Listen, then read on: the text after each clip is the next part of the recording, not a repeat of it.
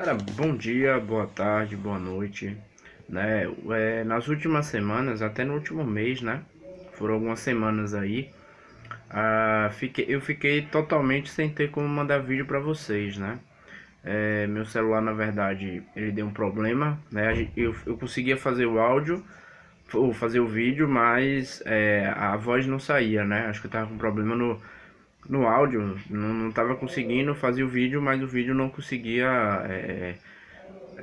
emitir som, né? Então ficava um vídeo só leitura labial para vocês conseguirem compreender. Então eu acabei mandando para assistência, né? Para o conserto. Demorou um pouquinho porque foi uma peça que tinha que chegar, né? E eu só retirei o celular, na verdade, ontem, né? Ontem à tarde. Então, ficou algumas semaninhas aí, né? A gente ficou sem vídeos, tanto de filosofia, sociologia, história, né? Mas hoje eu decidi voltar a fazer os vídeos, né? A gente tem aí ainda praticamente todo novembro e dezembro, né? A prova é em janeiro, não é isso? Não tô muito lembrado aqui, mas se eu não me engano a prova é em janeiro. Então a gente tem 2 meses aí, 60 dias para fazer um corre aí, para ajudar um pouquinho vocês que estão aí no grupo, né? Tentar dar esse auxílio aí. Então eu vou fazer da seguinte maneira: eu vou tentar às sextas e terças, né?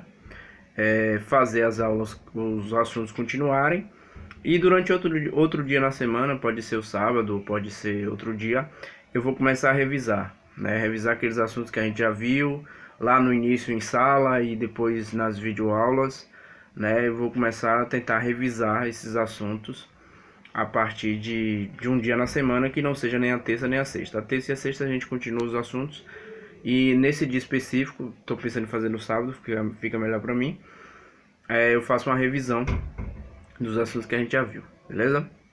Então, hoje a gente vai falar um pouquinho, que foi onde a gente parou em história, né? Em história a gente parou em Era Vargas, né? A gente até falou um pouquinho já sobre o movimento tenentista, todo aquele imbróglio do fim da República Oligárquica, né? Que houve aquela crise lá de sucessão de Washington Luiz, que acaba quebrando aquele acordo que tinha entre São Paulo e Minas Gerais, entre os partidos republicano mineiro e republicano paulista, acaba quebrando aquele acordo e a partir de então surge aí um movimento que leva Getúlio Vargas ao poder, né, o movimento tenentista, certo? Leva Vargas ao poder e aí a gente inicia a famosa Era Vargas, né?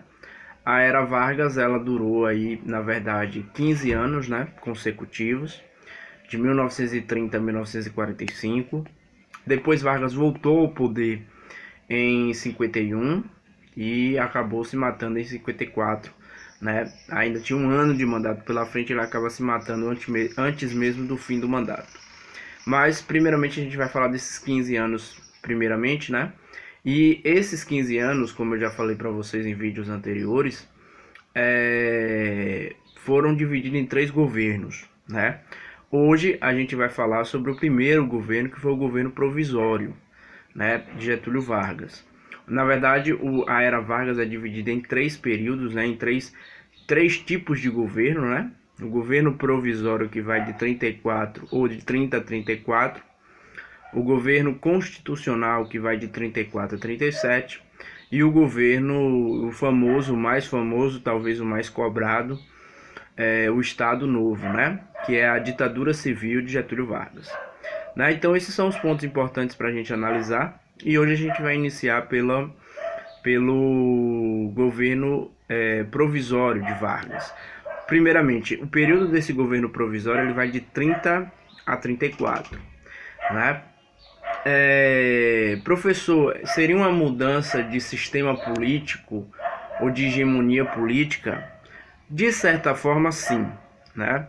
Ou seja, se antes você tinha uma república voltada para os cafeicultores, para a produção agroexportador, o Brasil ele foi agroexportador durante praticamente toda a sua história colonial e pós-colônia, né? Império também, né? Que tinha um café como principal produto no Segundo Império e foi assim no início da nossa república também. Tanto que a República do Café com Leite, ou a República Oligárquica, que antecedeu o governo Vargas, é uma república totalmente influenciada pela agroexportação, pelo café, né? Mas, de certa forma, o governo Vargas ele é um pouquinho da quebra dessa hegemonia. Lógico que a gente não pode esquecer, né, que os cafeicultores continuam sendo muito importantes para a manutenção de um governo, né? Então Vargas não rompe definitivamente com os cafeicultores. Lógico que existe uma diminuição da hegemonia, mas os cafeicultores continuam sendo muito importantes no governo Vargas.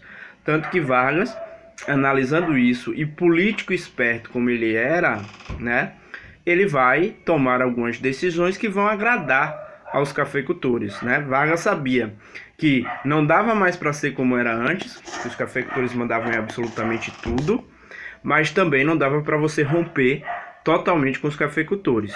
Ainda era o principal produto de exportação do Brasil. O Brasil nesse período ainda de certa forma é agroexportador, mas vai haver algumas mudanças importantes durante esse primeiro governo Vargas, né?